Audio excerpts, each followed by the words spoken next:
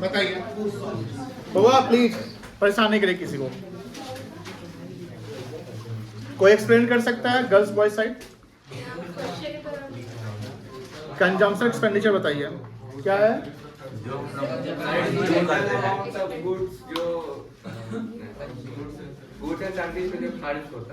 कौन करता है? कौन करता है? क्या आपका जवाब जो इन्होंने जवाब दिया एप्रोप्रिएट प्रॉपर कंप्लीट जवाब है? नहीं है। कंजम्पशन एक्सपेंडिचर जो इनकर्ड कर, जो कंज्यूमर इनकर्ड करता है ना, फाइनल गुड्स एंड सर्विस पे। किस पे? फाइनल गुड्स एंड सर्विस पे। अब बात ये आ रही कि सर कंज्यूमर जो खर्च करता है वो कंजम्पशन एक्सपेंडिचर कहला रहा है। अब सवाल है कि कंज्यूमर है कौन?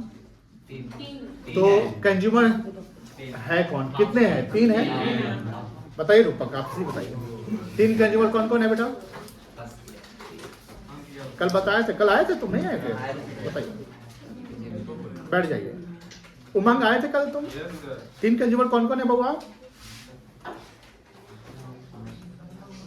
कितना आसान है, कितना बताते हैं, याद हो जाता है, आपको ध्यान नहीं देता। चलिए तनिष्का, आपका लाइक थी बेटा, बताइए 3 कंज्यूमर का नाम।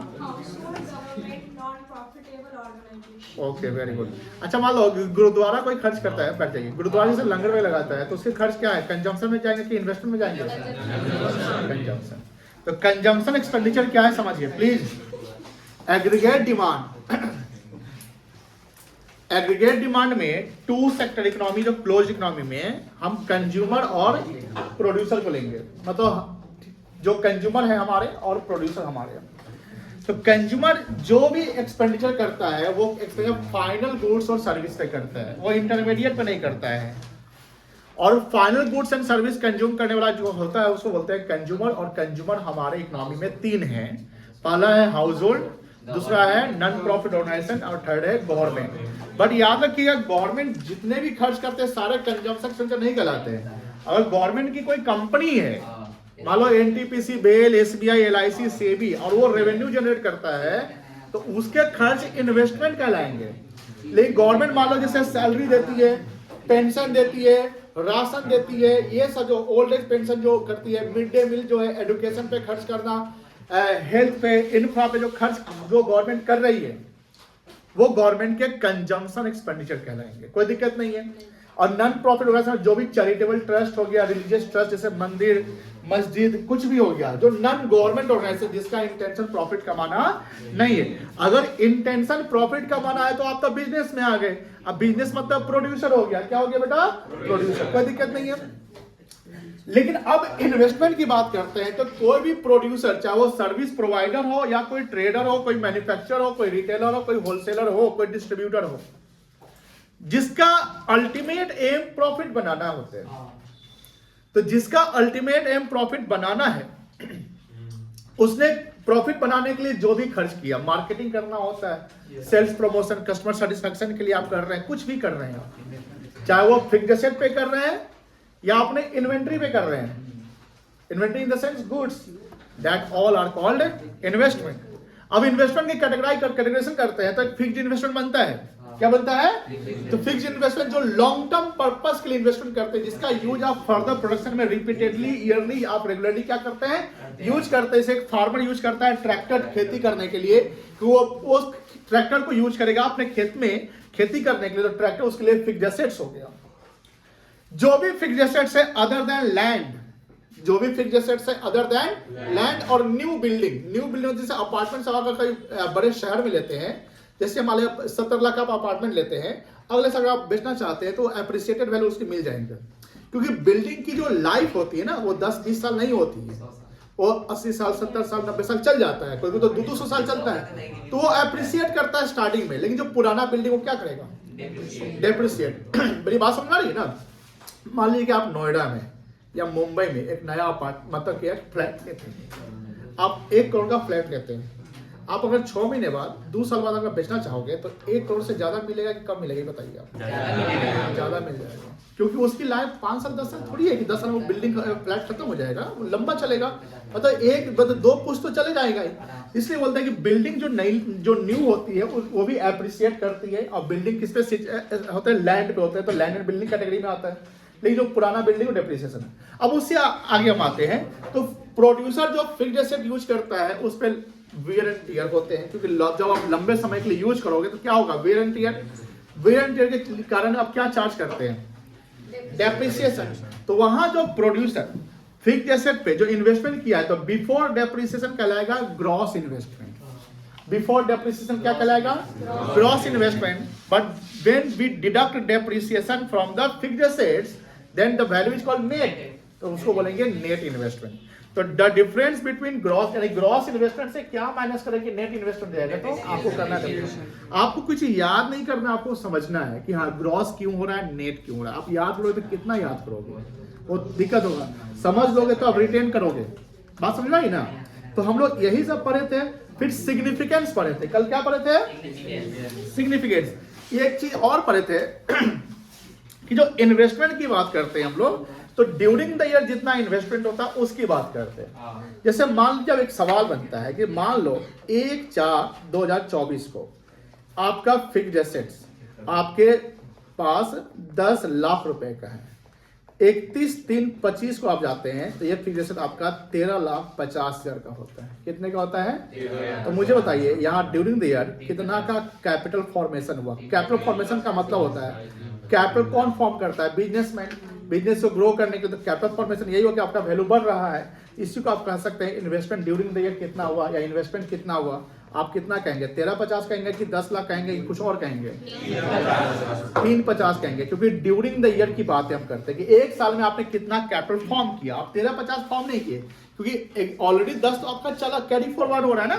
तो ड्यूरिंग द ईयर आपने फिक्स्ड एसेट पे कितना आप पैसा लगाया, तो 3,50,000 लगाए, यही ना बात होती है।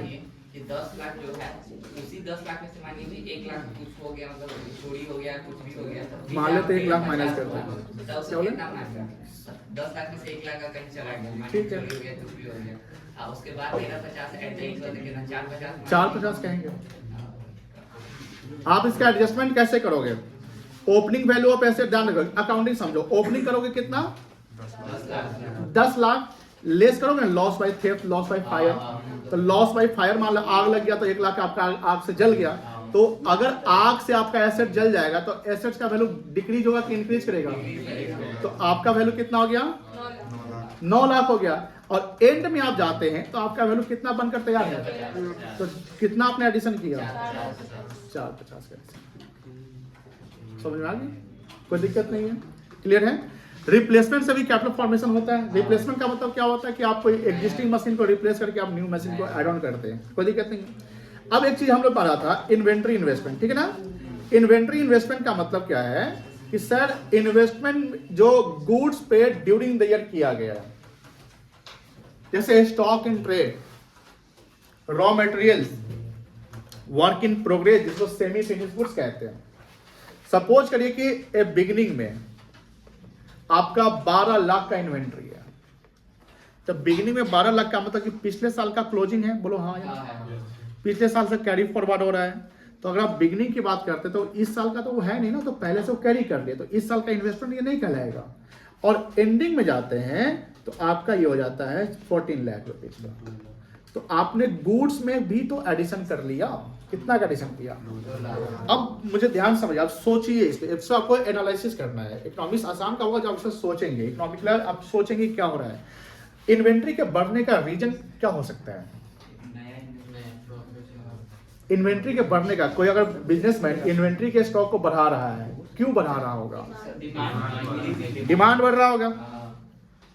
अब अगर एज हम रिटेलर गुड्स को खरीद कर बेचने का काम करते हैं, मान लेते हैं, तो हम गुड्स तो बना नहीं रहे, बट मार्केट में मेरी डिमांड पहले 10 लाख की एवरेज चल रही थी, अब डिमांड हमने 14 लाख का कर लिया, मतलब कि मेरा 2 लाख से बढ़ गया। तो जैसी मैंने डिमांड, तो मैंने अपने सप्लायर को बोला भैया इन्वेंट्री पर ज्यादा सप्लाई कर दीजिए। वो सप्लायर क्या करेगा, अब प्रोडक्शन अपना बढ़ाएगा।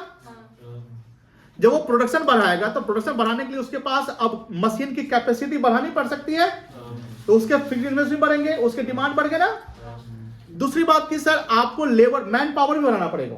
जैसे how to central problem economy पढ़े होंगे आपको। सेंट्रल प्रॉब्लम इकोनॉमी कितने थे? What to produce, how to produce and for. तो हाउ टू प्रोड्यूस जो आता है, तो how to produce large company है तो वो क्या लगाएगा? कैपिटल इंटेंसिव टेक्निक, जो मशीन का यूज कर लेगा। और अगर आप छोटे कंपनी है जहां आपके फंड की कमी है तो आप क्या करेंगे? Labour intensive. कहीं ना कहीं हम अगर कैपिटल इंटेंसिव लगा रहे हैं या लेबर इंटेंसिव लगा रहे हैं, इकोनॉमी को क्या मिल रहा है? ग्रोथ मिल रहा है, कहने के एक्सेलरेशन मिल रहा है ना। अगर हम लेबर इंटेंसिव टेक्निक ही लगा रहे हैं, मान लेते हैं यहाँ पे कि 2 लाख के लिए बढ़ा, तो 2 लाख तो एक रिटेलर का बढ़ रहा है ना, एवरेज तो सबका करेंगे। तो आप मैक्रो जब बात करते हैं तो इकोनॉमी एज ए होल की बात करते हैं, पूरे इकोनॉमी की बात करते हैं, सब इसमें आ जाता है, ये भी सारे रिटेलर्स आ जाएंगे। तो मार्केट में कस्टमर का, अगर कंज्यूमर का डिमांड बढ़ा तो रिटेलर का भी इन्वेंट्री का लेवल जो है वो बढ़ जाएगा। इन्वेंट्री अगर बढ़ाएगा तो अपना भी तो सप्लायर से डिमांड बढ़ा लेगा। सप्लायर उस डिमांड को फुलफिल करने के लिए प्रोडक्शन क्या करेगा? बढ़ा लेगा। उस प्रोडक्शन को बढ़ाने के लिए उसको एम्प्लॉय और चाहिए होंगे। तो कहीं ना कहीं जो अनएम्प्लॉयमेंट है उसका रेशियो क्या हो जाएगा? गिर जाएगा। और एम्प्लॉयमेंट का रेशियो, लोगों के हाथ में पैसे आने लगे। क्योंकि आप पढ़े होंगे कि जो प्रोड्यूसर होता है और जो हाउस होल्ड होता है, तो house hold factor service provide करता है किसको? प्रोड्यूसर को। याद होगा। तो फैक्टर से अब मान लो कि आपको मैन पावर चाहिए तो हम आपको क्या देंगे? वेजेस, सैलरी देंगे ना। तो फैक्टर पेमेंट, आपको फैक्टर इनकम हो रहा है तो आपके पास इनकम होने लगेंगे। क्या होने लगेंगे बेटा? फिर आप और अपना डिमांड क्या करेंगे? बढ़ाएं। ये इकोनॉमी ऐसे क्या होगा? एक्सेलरेट करेगा। इकोनॉमी क्या होगा? ग्रो होगा। तो जब इन्वेस्टमेंट बढ़ रहा हो, इसका मतलब बढ़ने का रीजन यही हो सकता है कि उसके भी कुछ प्रोडक्शन कैपेसिटी बढ़ाने पड़ रहे होंगे। अब उसके प्रोडक्शन कैपेसिटी, डिमांड अगर आपका बढ़ेगा तो ऑब्वियस बात है कि आप प्रॉफिट बना रहे होंगे ना, क्योंकि डिमांड जब किसी प्रोडक्ट का ज्यादा होता है तो सप्लाई करता है, प्रॉफिट बनाता है। प्रॉफिट को क्या करता है? री इन्वेस्ट करता है। तो ये बातें होती है कि इन्वेंट्री इन्वेस्टमेंट की जब बातें करें या फिक्स इन्वेस्टमेंट की बातें करें, तो ये दोनों इन्वेस्टमेंट ड्यूरिंग द ईयर जितना हो रहा है उसकी बातें करेंगे, क्लोजिंग की बात नहीं करेंगे। The difference between beginning and ending या difference between closing and opening, जो वैल्यू बन रहा है वही कहलाएगा ड्यूरिंग द ईयर का इन्वेस्टमेंट। हाँ, ये भी हो सकता है कि सर आप 14 बोले, ये भी तो हो सकता है कि एंडिंग में ये मान लो 11 हो गया, तो यहाँ इन्वेंट्री इन्वेस्टमेंट क्या कहलाएगा? -1 लाख रुपया हो गया। मतलब कि आपका निगेटिव में जा रहा है। क्या जीडीपी निगेटिव हो सकता है? एकदम हो सकता है। जीडीपी निगेटिव का मतलब मान लो कि जैसे आपने पढ़ा होगा ग्रेट डिप्रेशन 1929 to 33, आप पढ़े होंगे टॉपिक चैप्टर 1 में। तो उसमें क्या देखे 33% से यूएस मार्केट गिरा था। 33 आई थिंक यही परसेंटेज था। तो डिप्रेशन या रिसेशन का मतलब है, जैसे मान लो हम इस साल मान लो कि हम 10 लाख रुपया कमा रहे और अगले साल हम 8 लाख ही कमा पाए, तो मेरा जो ग्रोथ का रेट है वो पॉजिटिव है कि नेगेटिव रेट हो गया? 20% से हम डिक्लाइन करेंगे ना, तो ग्रोथ इधर नेगेटिव और पॉजिटिव हो सकता है। इसका मतलब ये है कि हमेशा जीडीपी पॉजिटिव नहीं होगा। जो कोविड का सिचुएशन आता है या रिसेशन आता है या शेयर मार्केट का सिचुएशन देखिए, क्योंकि जो कंपनी नई आईपीओ लाई होगी इधर, तो उसका निगेटिव चल रहा होगा, या जो नए इन्वेस्टर होंगे उनके मार्केट में निगेटिव वैल्यू होंगे नहीं। लेकिन अगर लॉन्ग टर्म वाले जो इन्वेस्टर होंगे अभी भी वो पॉजिटिव में दिख रहे होंगे। तो बात ये होती है कि कोई भी जब हम ग्रोथ की बात करते हैं तो growth does not only means कि हमेशा पॉजिटिव रहेगा। आप जहां से शुरुआत करें उसके बाद वो डिक्लाइन कर गया, हो सकता है। तो ये निगेटिव भी हो सकता है पॉजिटिव। लेकिन जब बात करते हैं मैक्रो एज ए होल की, तो सारा काम एग्रीगेशन करते हैं। क्या करते हैं? एग्रीगेशन। और एग्रीगेशन से क्या बनता है? Aggregate demand. एग्रीगेट डिमांड जो कंज्यूमर या प्रोड्यूसर डिमांड करता है। सब प्रोड्यूसर डिमांड कैसे करेगा? अरे क्यों नहीं करेगा भाई? वो भी तो इन्वेंट्री खरीदेगा, वो भी तो रॉ मटेरियल्स खरीदेगा, वो भी तो फिक्स्ड एसेट खरीदेगा, तो वो भी तो डिमांड कहीं ना कहीं किसी से कर रहा है ना। प्रोड्यूसर जो सप्लाई करता है उसकी बात नहीं कर रहे हैं। मान लो कि ट्रैक्टर शोरूम वाला 15 लाख का ट्रैक्टर का रेट कितना पड़ता होगा? 6-7 लाख। मान लो 6 लाख का ट्रैक्टर बेचा, मान लो कि 6 लाख का ट्रैक्टर बेचा, तो ये सप्लाई कहलाएगा। क्या कहलाएगा बेटा? तो ये डिमांड में नहीं आएगा। लेकिन आप जब फार्मर के पॉइंट से चलते हो कि फार्मर ने ट्रैक्टर खरीदा बिजनेस के लिए, खेती करने के लिए, तो फार्मर का ट्रैक्टर क्या था? डिमांड था कि सप्लाई था? तो फार्मर के पॉइंट से वो डिमांड आ गई ना। तो वो जो डिमांड है एग्रीगेट डिमांड के कैटेगरी में आ जाएगा। तो एडी में हम लोग क्या लेंगे? 2 चीज लेंगे। क्या लेंगे? C and I. C for consumption expenditure. Consumption करने वाला कौन होता है? कंज्यूमर होता है। कंज्यूमर कितने होते हैं? 3, हाउस होल्ड, गवर्नमेंट और एनजीओ या नॉन प्रॉफिट ऑर्गेनाइजेशन। आई मतलब इन्वेस्टमेंट एक्सपेंडिचर करने वाला कौन होता है? प्रोड्यूसर। जो सर्विस प्रोवाइडर भी हो सकता है, कोई ट्रेडर भी हो सकता है, कोई रिटेलर भी हो सकता है, यानी जो बिजनेस करता है। जो बिजनेस करता है, जो सोशल वर्क करता है वो नहीं आएगा सर। सोशल वर्क करता है वो कहाँ आ जाएगा, फिर कंज्यूमर के कैटेगरी में आ जाएगा। किधर आ जाएगा, कंज्यूमर, क्योंकि उसका इंटेंशन प्रॉफिट कमाना नहीं होता है। तो यहाँ पर सिर्फ और सिर्फ कौन आ जाएंगे, प्रोड्यूसर आ जाएंगे, कोई दिक्कत। अब सिग्निफिकेंस की बात करते हैं सर। इसका सिग्निफिकेंस का मतलब क्या होता है अमित, सिग्निफिकेंस का होता है इंपॉर्टेंस। अब फिक्स्ड इन्वेस्टमेंट हो या इन्वेंट्री इन्वेस्टमेंट हो, तो फिक्स्ड इन्वेस्टमेंट का सिग्निफिकेंस है कि आपका कैपिटल फॉर्मेशन होगा, बोलो हाँ या ना।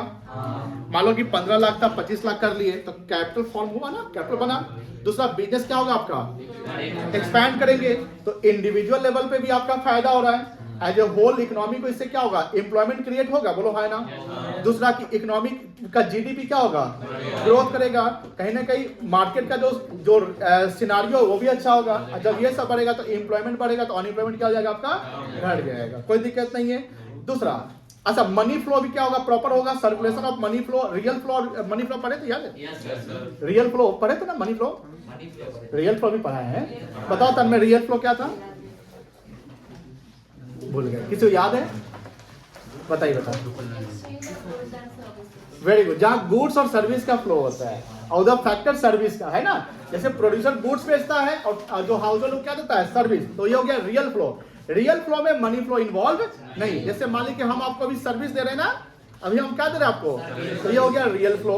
हमारे यहाँ मान लो कि कोई काम करता है, जैसे मान लो कि आकाश हमारे यहाँ काम करता है, मतलब इसको हम एम्प्लॉय रखे हुए हैं, ये अपना सर्विस देता है, तो ये भी क्या हो गया, कौन सा फ्लो हो गया, सर्विस दे रहा है, तो कौन सा फ्लो, रियल फ्लो। हम उसको पैसा तो नहीं, मान लो इसको हम 2000 रुपया दे दिए, तो क्या हो गया, नहीं हमको ट्यूशन फी दिया। जब मनी का इन्वॉल्वमेंट हो, मनी फ्लो, जब गुड्स और सर्विस का इन्वॉल्वमेंट हो, क्या दिक्कत था, जो नहीं पढ़े हैं, याद नहीं है, कॉपी पलटना पड़ रहा है, कॉन्सेप्ट बा क्लियर रखो ना। क्या देखो, क्या क्लियर रखना है, कॉन्सेप्ट बा, कितना कॉन्सेप्ट बा, ठीक है, ये समझ गए। अब इन्वेंट्री इन्वेस्टमेंट का सिग्निफिकेंस बताइए क्या था, लेवल ऑफ इन्वेंट्री मेंटेन होगा, स्टॉक आउट वर्ड याद है, स्टॉक आउट, वो सिचुएशन से आप बच सकते हैं। दूसरा और क्या हो सकता है, डिमांड को प्रॉपर आप स्मूथली चला सकते हैं, प्रोडक्शन आप मेंटेन कर सकते हैं। तो यही इन्वेंट्री का सिग्निफिकेंस है। यहाँ तक हम पढ़ा दिए थे, बोलो है ना। चलो चलो आगे बढ़ो। 4 सेक्टर पढ़ाए थे, याद होगा।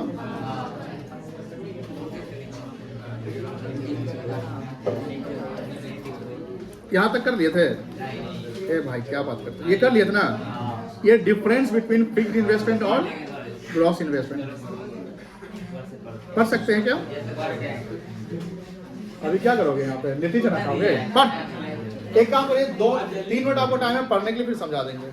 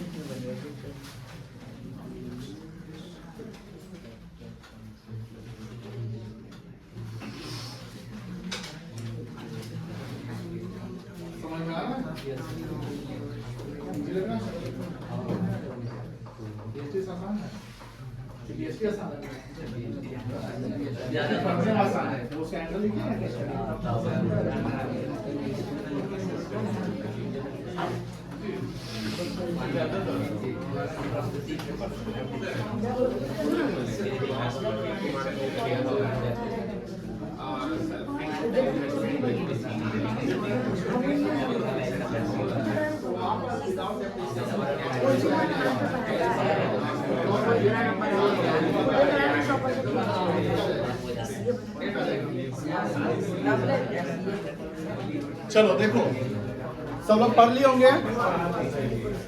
ग्रॉस इन्वेस्टमेंट का पहला पॉइंट क्या है, the total expenditure on new capital goods. New मतलब जो आप साल के बिगिनिंग का देख रहे हो, जिस पर डेप्रिसिएशन चार्ज करना भी बाकी है। Including inventory and fixed asset, क्योंकि इन्वेस्टमेंट की बात करते हैं तो इन्वेस्टमेंट में तो इन्वेंट्री इन्वेस्टमेंट और फिक्स्ड इन्वेस्टमेंट दोनों आते हैं। यहाँ जब फिक्स्ड इन्वेस्टमेंट की बात करता है एक्सपेंडिचर ऑन लॉन्ग टर्म, यहाँ वर्ड क्या लिखा हुआ है, तो कैपिटल गुड्स पे जो हम खर्च करते हैं, मेरी बात समझ आ रही ना, जो कैपिटल गुड्स हम खर्च करते हैं उसको हम क्या बोलते हैं, फिक्स्ड इन्वेस्टमेंट। कंपोनेंट्स क्या है, इट इंक्लूड्स फिक्स्ड और इन्वेंट्री दोनों आएगा। इसके कंपोनेंट्स क्या आएगा, सिर्फ और सिर्फ फिक्स्ड एसेट, जैसे capital goods, land, building, machinery etcetera, furniture. Formula gross investment कैसे निकलेगा, फिक्स्ड प्लस इन्वेंट्री, और ये कैसे निकलेगा, fixed new fixed asset plus capital formation plus replacement. New fixed asset जो परचेज किए, कैपिटल फॉर्मेशन जो आपका बन चुका है, और रिप्लेसमेंट जो पुराने को हटाकर आपने क्या किया, नया लगा दिया। कोई दिक्कत नहीं है, इसको आप ध्यान रखिएगा, ये आगे आपको जब नेशनल इनकम जीडीपी कैलकुलेट करना होगा तो ये काम आएगा। डेप्रिसिएशन कंसीडर किस पे करेंगे, includes all investment regardless of depreciation. यहाँ पर क्या है, can be measure as gross fixed investment. अब ग्रॉस फिक्स्ड इन्वेस्टमेंट कब बोलेंगे, जब डेप्रिसिएशन चार्ज नहीं होगा, मतलब डिप्रिसिएशन से पहले का। और जब नेट कब बोलेंगे, डेप्रिसिएशन के बाद का। नेचर ये शॉर्ट टर्म और लॉन्ग टर्म दोनों हो सकता है, जैसे इन्वेंट्री आपका शॉर्ट टर्म हो गया और फिक्स क्या हो गया, लॉन्ग। लेकिन यहाँ पर जनरली क्या होगा, ये ऐसा भी हो सकता है, सपोज करिए कि आपने कोई प्लॉट खरीदा या कोई मशीन खरीदा, 6 महीना चलाया, आप उसको बेच दिया, ऐसा हो सकता है। फिर भी जो आप खरीद रहे थे उस समय वो लॉन्ग का ही नेचर था, उसको आप लॉन्ग ही मानेंगे इवन तो आपने 6 महीना यूज किया, क्योंकि आपका पर्पस 6 महीना यूज करने का बेचने का नहीं था जब आप खरीद रहे थे, वो सिचुएशन आया आप बेच दिए। हो सकता है ना कि कोई नया बिजनेस आप शुरू कर रहे हैं, आप फर्निशिंग सब करवाए, बिजनेस चला ही नहीं, शुरुआत के 6, 7, 9 महीना लॉस में ही चल रहे हैं, आप हर महीने लॉस में आ रहे हैं, क्योंकि आपके फिक्स एक्सपेंस तो लगेंगे ना, रेंट वगैरह सब। आप क्या करते हैं, दूर बिजनेस बंद कर देते, 11 महीने चला नहीं चला बंद कर दिए। तो बिजनेस को बंद करने का तो सारा ऐसे रियलाइज करना पड़ेगा। रियलाइज मतलब REALIZE, रियलाइज मतलब क्या हो, सेल करना। तो आप सब सेल करोगे तो जो फिक्स्ड एसेट वो भी ना सेल कर दोगे कम भाव पे, लॉस वगैरह पे, तो भी वो एसेट्स लॉन्ग ही नेचर का कहलाएगा, कोई दिक्कत नहीं है। एग्जाम्पल देख लो, ये मशीन पे खर्च किए, इन्वेंट्री पे खर्च किए, सारा जोड़ दो, यहाँ पर सिर्फ और सिर्फ किसका होगा, मशीन या बिल्डिंग वगैरह, तो कोई दिक्कत नहीं है। चलो ये की वर्ड देख लो, gross investment account for both fixed assets, fixed inventory and inventory investment.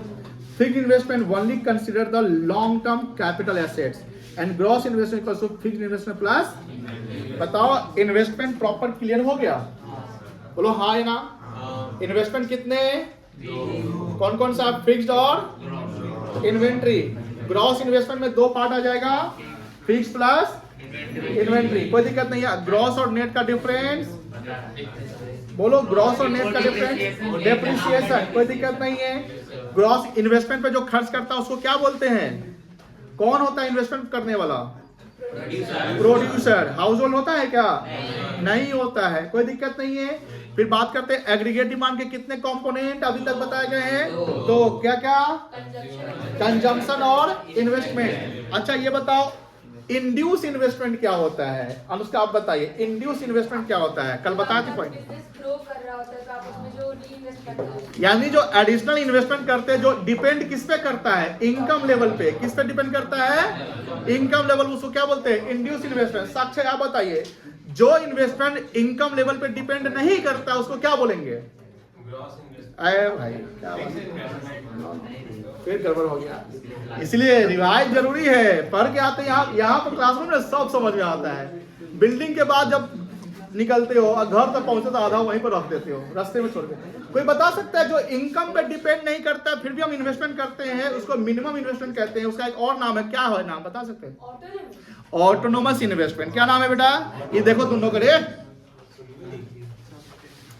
इसीलिए डांटते हैं तो तुमको लग रहा था दिल पे,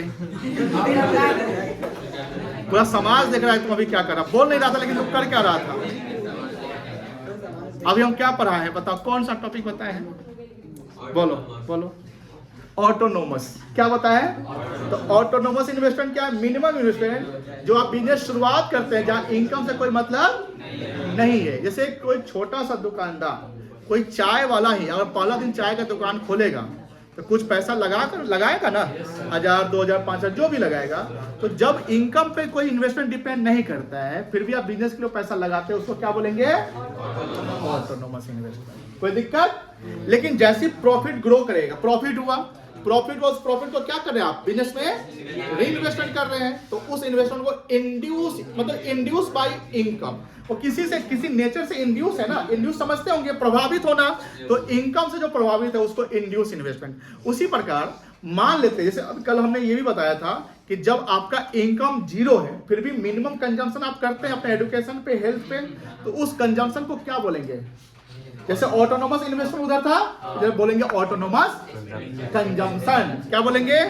ऑटोनोमस कंजम्पशन। सुनो ध्यान से, बात नहीं, प्लीज बात नहीं, सब वर्ड सब में मिलने वाले हैं। एग्जाम में पूछेगा 2 नंबर के लिए, what is autonomous consumption and what is autonomous investment, लिखना पड़ेगा।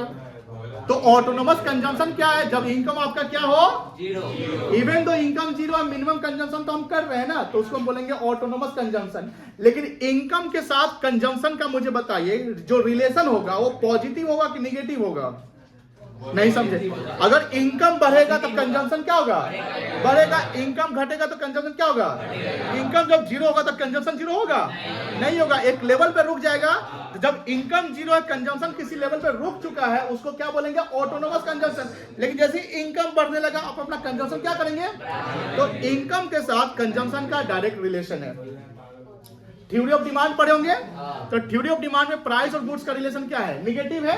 प्राइस बढ़ेगा तो डिमांड, प्राइस घटेगा तो डिमांड, यही बात था ना। लेकिन इनकम के साथ कंजम्पशन का पॉजिटिव, इनकम का डिमांड के साथ क्या रिलेशन होगा? इनकम का डिमांड के साथ क्या रिलेशन? पॉजिटिव की निगेटिव? कैसे निगेटिव आप बताइए?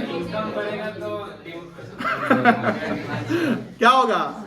पॉजिटिव ही होगा। इनकम के साथ डिमांड का भी रिलेशन पॉजिटिव ही होगा। आप डिमांड को डालोगे, हाँ ये बात हो सकती है सर, इंफीरियर गुड्स की डिमांड घट जाएगी, सुपीरियर गुड्स की डिमांड, लेकिन हम तो डिमांड वर्ड पूछे, तो ये ध्यान रखना है, इनकम का डिमांड के साथ पॉजिटिव रिलेशन। कोई दिक्कत नहीं बेटा। एक कॉन्सेप्ट है स्टॉक एंड फ्लो, ये सोचा कि हम कल कराएं,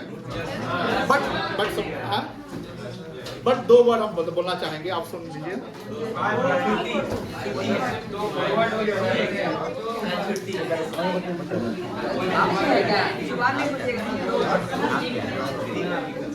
हम जाने ही नहीं देंगे, रुक जाओ। कौन बोला है?